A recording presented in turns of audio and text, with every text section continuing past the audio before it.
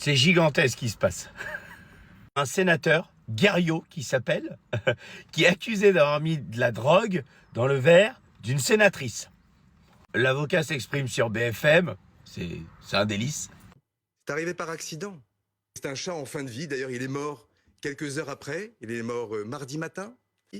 Il a aussi rencontré dans la journée de lundi un ami qui était en chimiothérapie et qui n'a pas reconnu parce qu'il avait perdu tous ses cheveux. Donc j'irai qu'à pépette. Ça veut dire que monsieur Guerriau, il était pas bien parce que son chat venait de mourir, qu'il a vu un ami à lui qu'il n'a pas vraiment reconnu parce qu'il avait perdu ses cheveux à cause d'une chimio, parce que je peux comprendre à la limite, bon. Quelqu'un du Sénat lui a donné un euphorisant sans jamais... Quelqu'un du Sénat, c'est-à-dire? Quelqu'un du Sénat... Non, c'est important, pardonnez-moi. Quelqu'un du Sénat ou un sénateur? Joël Guerriau vous dira ou ne dira pas qui est cette personne du Sénat, mais ce n'est pas à moi de le dire. C'est un sénateur.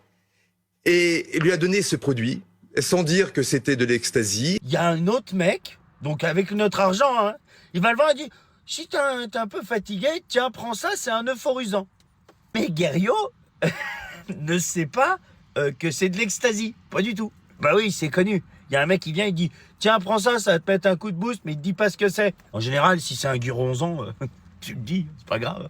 Et il ne l'a pas utilisé, il ne l'a pas consommé jusqu'à ce lundi soir où il a souhaité le consommer, mais finalement il ne l'a pas consommé.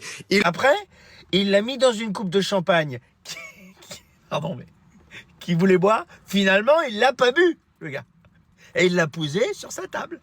L'autre madame sénatrice, elle vient chez lui et il ressort les verres qu'il a pas bu la veille. Et il a oublié qu'il y avait l'ecstasy dans le verre. Le mec essaie de se sortir de l'histoire. Putain. C'est la pire excuse, vraiment, la pire excuse. Donc, en fait, si je récapitule un peu tout, ça veut dire que au Sénat, avec notre oseille, en fait, ils dealent de la drogue entre eux. Remarque, on comprend mieux leurs lois. En fait, ils sont défoncés, les mecs. Et il faut changer d'avocat. Parce que là, c'est la pire excuse du monde.